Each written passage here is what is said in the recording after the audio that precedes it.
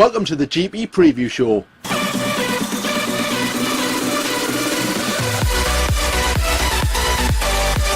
Round 2, China, Shanghai.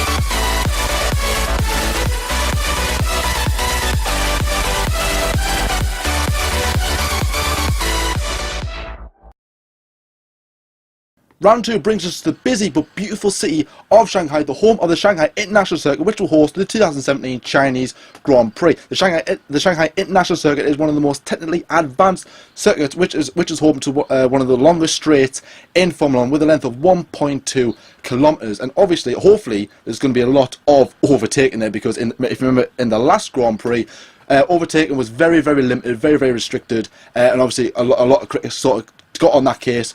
So let's hope that this new era of Formula 1 can be brought back to the good old ways, and let's hopefully prove that these new rules can come into some good use. But obviously, guys, firstly, before we start today's episode, apologies for the last GP preview show. Obviously, we did record it and everything, just some technical problems obviously denied us access to actually upload it and everything to get it posted for you guys. So obviously, it would have been ready, but obviously, unfortunately, you know what we're like for technical problems on the F1 debate show by now. So obviously, hope you enjoy your first taste of the GP preview show. So obviously, as ever on a preview show, we're going to jump straight into our predictions, give our top 3 as we did last season, as we did for Australia. And obviously, luckily they didn't get posted because we were wrongly off the mark. It was seriously out of sync. So obviously, Sebastian Vettel winning in Australia did surprise a lot of people. I think a lot of predictions would have been wiped out the window, because I think very, very little of people would have actually predicted Sebastian to win, or Ferrari for that matter. So obviously, let's hope that our prediction this week is going to be correct. So I'm going to start off with my predictions, my podium rather, my top 3. Obviously, before we make our predictions, if you want to leave your top 3, top 5, top 10, or even top 20, obviously all the drivers, then leave them in the comment section below, and obviously let's see if you are right or wrong. So I'm going to start with the third place, obviously the last place on the podium. I'm going to go with the Australian Grand Prix winner Sebastian Vettel. In second place, I'm going to go with Valtteri Bottas, who obviously finished in third place. So I'm going to think he's going to do that. He's going to go that one better in his second race for Mercedes. And race winner, I'm going to go with Lewis Hamilton, who I actually predicted to win the Grand Prix in Australia. Obviously, that was wildly out the mark. So obviously that is my predictions. Lyle, what is your predictions? What is your top 3? So my predictions are, I'm going to be saying in third place is going to be Lewis Hamilton, the Mercedes driver who finished on the podium in Australia. He wasn't, nor with his teammate, on this top step, and they weren't very happy with that, but we'll get into that in a bit. Anyway, yeah, so he's going to be in third place. In second place, I'm going to be putting the only unhappy Australian at the Australian Grand Prix, which was Daniel Ricciardo. Obviously, we know a terrible race by him, not by him as a driver, but obviously for him, in front of his home fans, was terrible. And also, by the way, guys, quickly, I did say he was going to win the race, so it's a good job the Australian preview didn't come out. Unfortunately, it was unbelievable for him, but yeah, anyway, I think it's going to be a second place for him. And then in first place, I'm going to say Max Verstappen, this 19-year-old from the Netherlands, gets so much support, and I just feel like he's going to win this race. Now, Red Bull, now you might be thinking tracks like Austria, tracks like Australia and tight technical circuits where they get more downforce, you might be thinking Red Bull excel at those races. But in China, they do well here as well. Obviously, Sebastian Vettel and the Red Bulls won here before, and they got their first win in 2009 at the circuit of Shanghai. So they do well around here as well.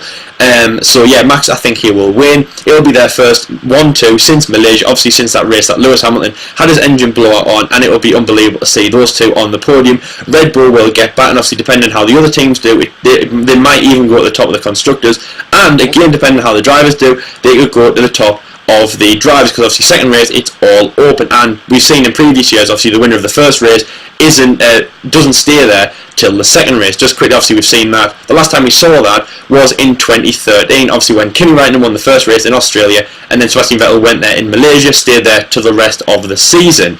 But yeah, anyway, Max will be the winner, John.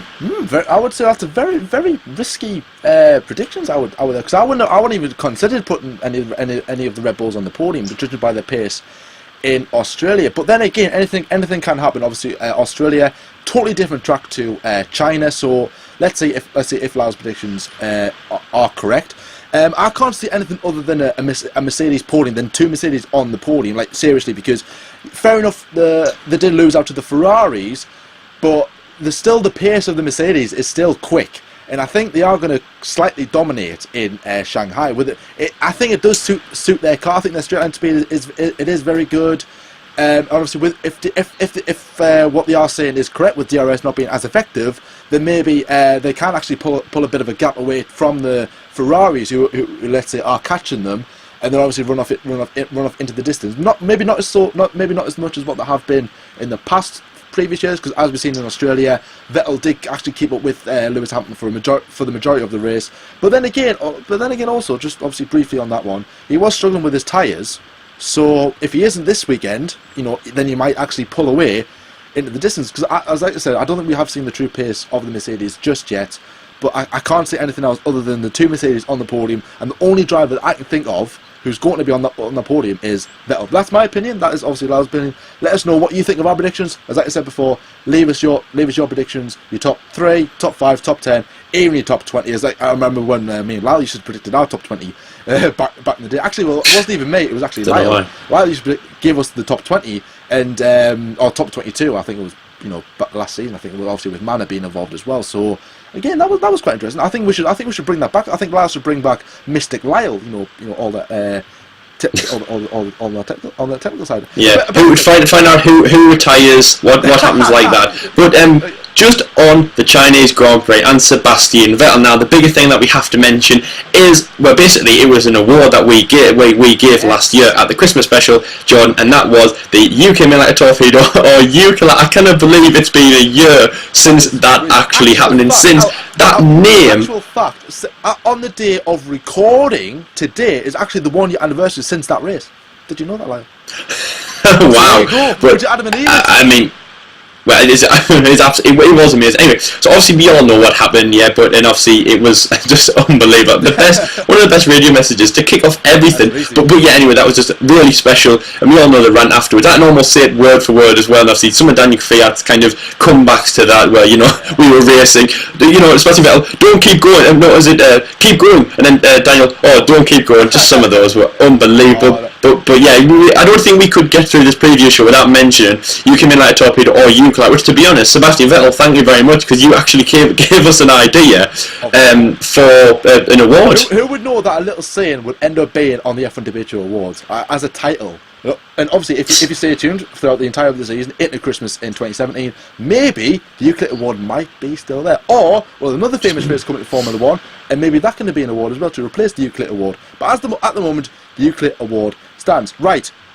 Speaking of that racing, that's something I actually caught in our next segment, which you've seen last week on its own. But obviously, this is going to be part of a bit of a series, a little bit of a competition between me and Lyle, because this is a little series, as you've probably seen. It's called Fry the Grid, where one of us each week gets sits down, gets to ask 10 questions about the Grand Prix that's being held that weekend. Obviously, you've seen Lyle do Australia last week, obviously on its own, because that was already edited, recorded, and everything like that, separately from the GP preview show. That's why it was released on its own. We didn't want to disappoint you guys, so obviously we said let's release that instead. It keeps everybody sweet, and obviously you can keep track of the series. So obviously Lyle's done his. It's now my turn for China. Let's see how much I know about China. So here is episode 2 of Fry the Grid.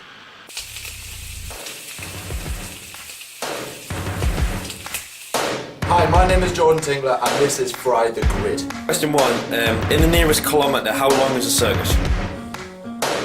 6. 5, unfortunately. Question 2. In the 2016 You Came In Like a Torpedo saga that happened between Sebastian Vettel and Daniel Kvyat, Seb said, I'll crash if I keep going. What was Daniel's very comical response to that? That's racing. I'll give you the point for that, because he said that. He said, did he say something else? He said, well, don't keep going. Question 3, there was a runner that ran onto the track on the main straight and was almost hit by Romain Grosjean. What year was that? This was in Saturday qualifying. I forgot about it until you mentioned it now. Oh, was it 2014? What's it? 15. Right, the next question is, in last year's race, some boy, overtook two people in the pit lane on this making it 3, and was very nearly disqualified for entering the pits almost 2 kilometres faster than the actual pit lane limit of speed. But his overtake was classed as one of the Formula 1 best overtakes in 2016. Who was that person? Sebastian Vettel. That was. Well done. The next question is, when was the Chinese Grand Prix first held at the Shanghai International Circus? 2004. Quick again. How many winners has there been? Right. So, right, who get that? Vettel's won there. Rosberg's won there. Who might have won it? I'm gonna say 7. Give me 1 second. What?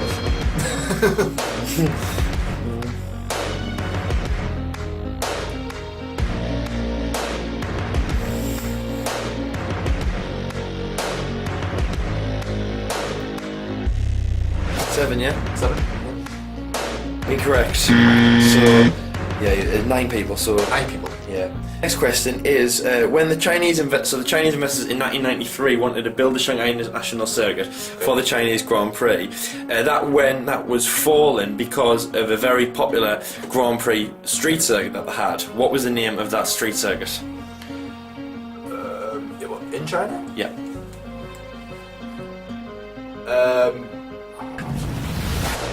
It was the Macau Grand Prix. The Macau Street Circuit, and it's used for Formula 3 events. That's Antonio right. Felix da Costa is the most successful around that track, opened in 1964. That's right. Who was the first winner of the race in 2004? Oh man. Was it Ferrari? It was. Who will be the sponsor, the main sponsor for the 2017 Chinese Grand Prix?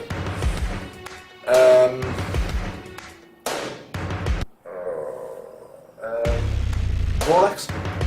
Heineken? Oh, yes. Unfortunately. Question is, who is the most successful constructor? It will be Ferrari. It will be, so let me tally them up. You did quite well. out of 10. Oh, 5. Yes. Halfway. Not bad. So that was good. How did you feel? I felt like I knew half of my stuff about Shanghai. I felt like half the stuff I didn't. So, all in all, good. Very good. And join Lyle next for round 3, which will be Bahrain. The next time you see Jordan will be for round 4 in Russia. We hope you're enjoying the series so far as well. And back to the studio. I mean, 5 points on China, that wasn't too bad. You know, it wasn't good, it wasn't bad, it was the halfway point. I'm pretty pleased with that. But as things stand, guys, Lyle is in the lead. We can't let that happen. We want Team Jordan. Hey, hashtag Team Jordan. Hashtag Team Jordan, come on. Let's get them hashtags up. Come on, who are you supporting? Are you supporting me? Are you supporting Who do you want? Who do you want to win Friday Grid? For the F1 debate, you know? I didn't know this guy beforehand. I was like, oh, you're an F1 sir. You're an F1 sir. Come on the show. I've got this idea. I've got no friends, you see. But I'm number one. But I am number one. Hashtag Team Lyle, number one. He claims to be. He claims to be that. Again, that is for another debate. But anyways, guys, a bit of serious news that's happened before the Chinese Grand Prix. As you all know, Antonio Giovinazzi took part in the Australian Grand Prix to replace Pascal Wehrlein, who actually sustained an injury in the Race of Champions that took place all the way back in January. He had a big crash. He suffered some problems in his spine, I believe, or his back. He had some, niggly back problems. Obviously missed the first test, came back in the second test, and obviously took part in FP1 and FP2. Then withdrew himself, and then obviously Giovinazzi came in, replaced him. He then qualified just behind his teammate Marcus Ericsson, and then finished in P12, I believe, in the Australian Grand Prix, beating the McLarens.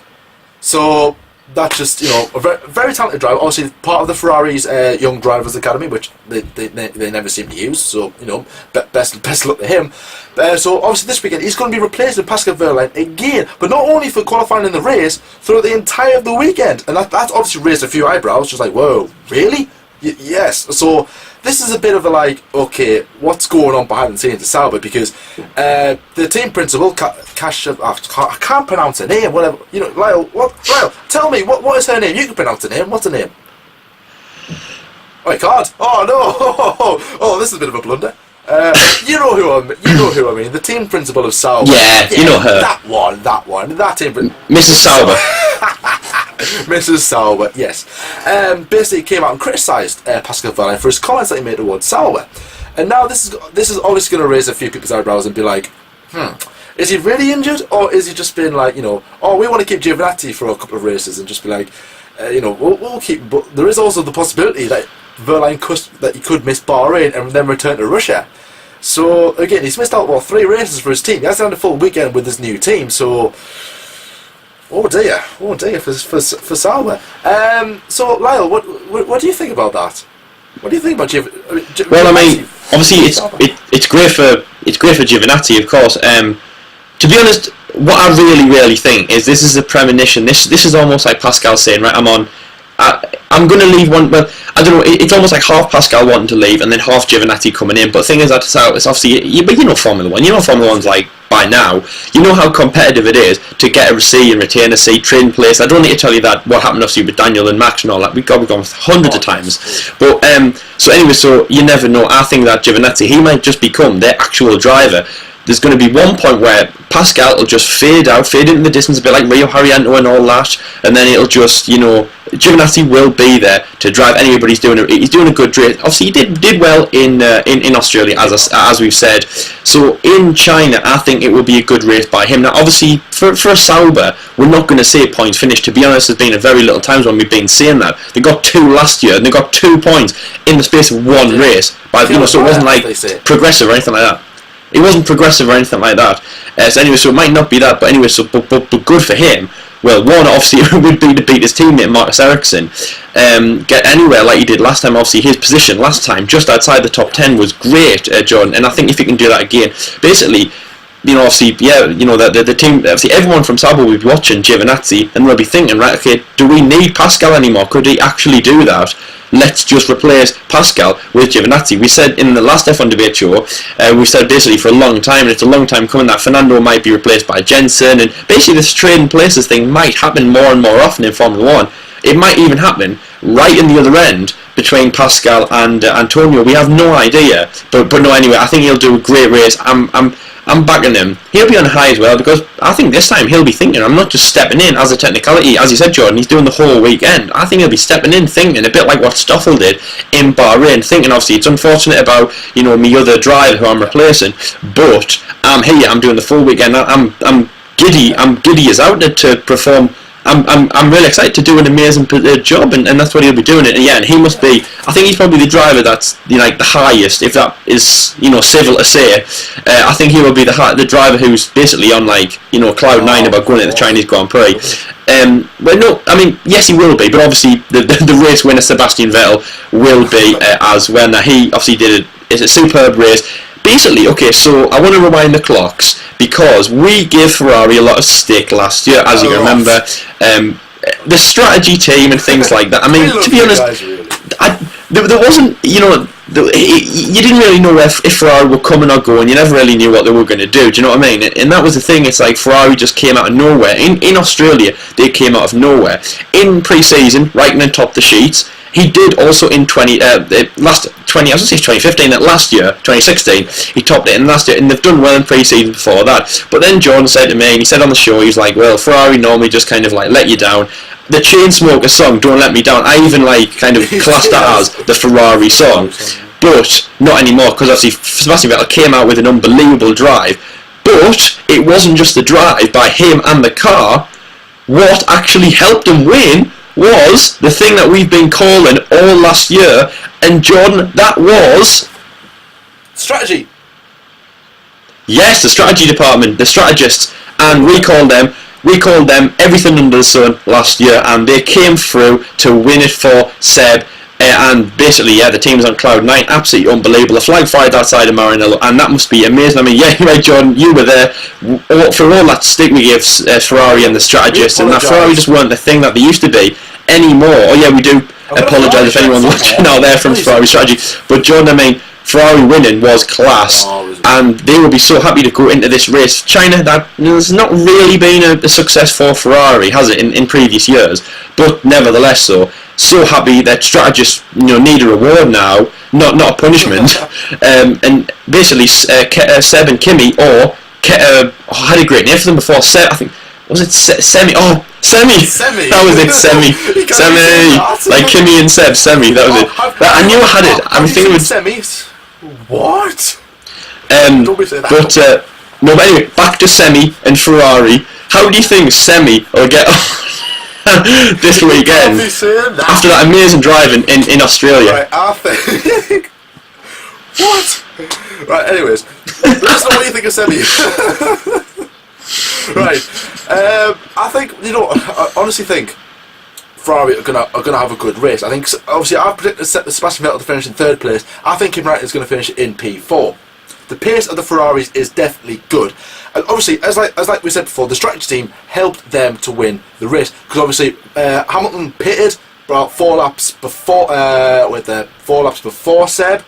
And obviously, the commentators were saying, "Oh, Seb should pit now. We should pit now." And obviously, he kept going, built up an advantage, came out, and the commentator was like, "And there's Sebastian, and there's Lewis Hamilton, and he's nowhere near him." And everyone was like, "Can it be? Can Ferrari actually win a race?" And they did. So absolutely incredible. I'm not expecting heroic things, a bit like in Australia. I think China, it's a totally, as I said at the start of the episode, it's a totally different circuit. So I think we're going to see sort of 2 separate races. So let's see how that goes. Let's see if the strategy team can keep up their hierarchy reputation right now in Formula One. Let's see if they prove to everybody that this wasn't a Semi. Oh, please. I never want to hear that word again. Hashtag Semi. No, because everyone's going to be like, yeah, you clearly mean Seb and Kimi on that. Just, oh my word. Let's not use that. Let's not use that. Let's ban that word from the F1 debate show.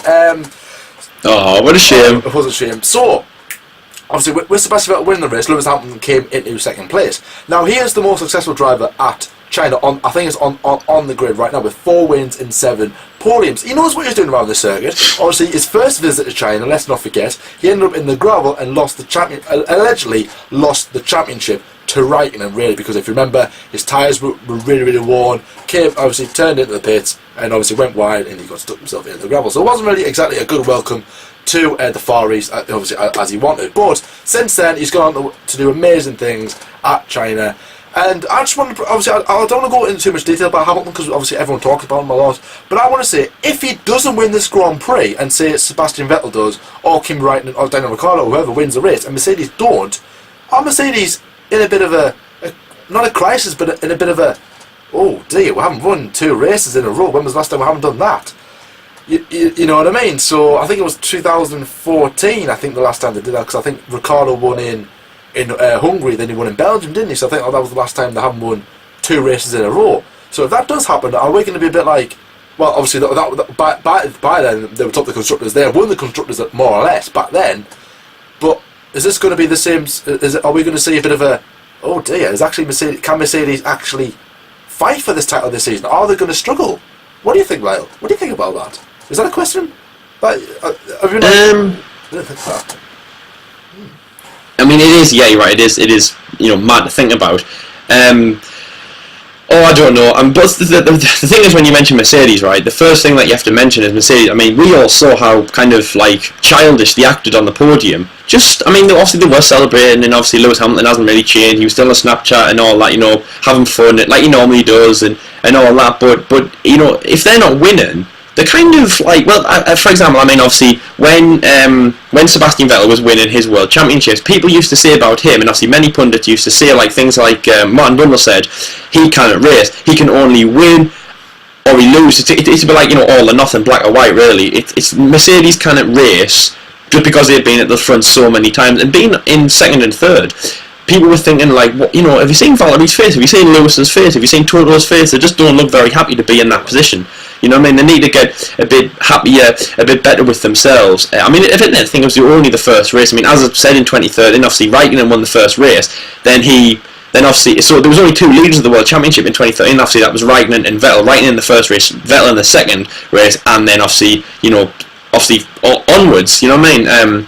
Obviously, after Vettel won in Malaysia after multi 21, so it's a bit challenged by Mercedes at the end of the day. But if they don't win this weekend, which, to be honest, I mean, it's anyone's ball game. It really, really is. I'm betting Red Bull out of nothing, really. You know how badly they did in Australia. Max's was just a bit of... I mean, obviously, you can't really count Ricciardo, because obviously he retired from a bit of a reliability problem, or just a reliability problem. I don't know why I said a bit of. But, you know what I mean? Then you look at Max. That's the thing, that people are looking at Max and thinking just a midfield finish.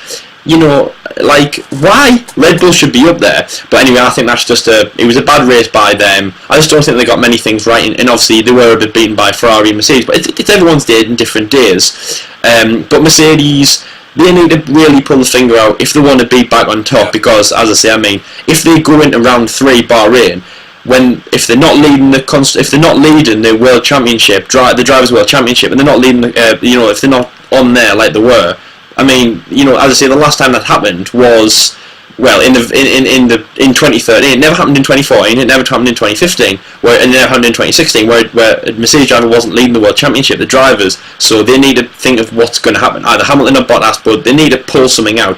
As a team, they could do well, but as I say, they want the double. Really, they want a driver to win the drivers and the constructors. I don't know what will happen, but obviously that I've already said my predictions. I think Lewis will finish 3rd, Valtteri 5th, 6th, 7th. I've got no retire, beaten by Pascal by Giovinazzi. I have no idea, but I just know for sure that they want to obviously get they want to get the 1-2, and maybe Toto won't bang his hand off many things if that doesn't happen. Obviously the amazing memes of banging his hand against the computer or whatever, but it wasn't. No, it obviously wasn't great for them. But anyway, the team that I want to now discuss is, and oh God, I think from that grown, I think you might know who I'm on about now. We discussed them for ages, and I don't even know why we even bother anymore. Please don't say it. I think you know who I'm going to say, John. Do you know who I'm going to say? Please don't say it. Do you know who I'm going to say? You do. I'm going to say it. I'm going to say it. It is Esteban Gutierrez. No, it is not. It's McLaren. I don't know. Anyway, but there's not loads of news coming out of Woking, really, because there is nothing really to talk about. But obviously, we all know how badly they performed in Australia with Stoffel Van Dorn and Fernando Alonso. A finish by Stoffel and a retirement by Fernando. It wasn't great from them.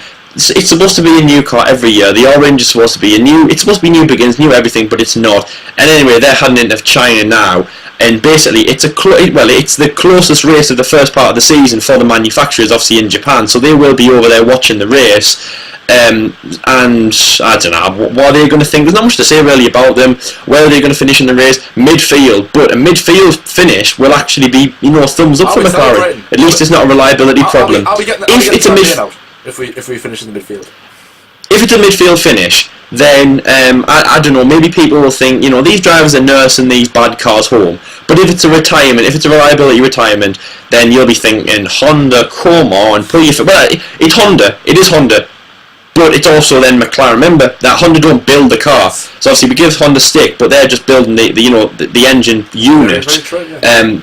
And obviously so with McLaren, everyone to blame, but if it's a retirement, oh my God, do you know? Power comes with the engine. I've got no idea. I don't know what's going to happen anymore. If it is another double retirement, I'm just going to be like, okay, that done, finished. McLaren, do you think McLaren had a good run around China? So Jordan, I mean, if that day ever comes where it is a single or a double retirement in China, which to be honest now we've got to think it might, but touch wood it doesn't happen. What is your reaction, and basically what do you think McLaren should do now for the future, and in this race? So what do you think McLaren are going to do? Do you think they're going to nurse the cars home? Just give us a kind of an idea of what McLaren can hope for coming into into the Chinese Grand Prix. Probably go for a long strategy. Obviously, I know a lot of cars can do one stop. Obviously, I can imagine maybe. I mean, Alonso did get into Q2.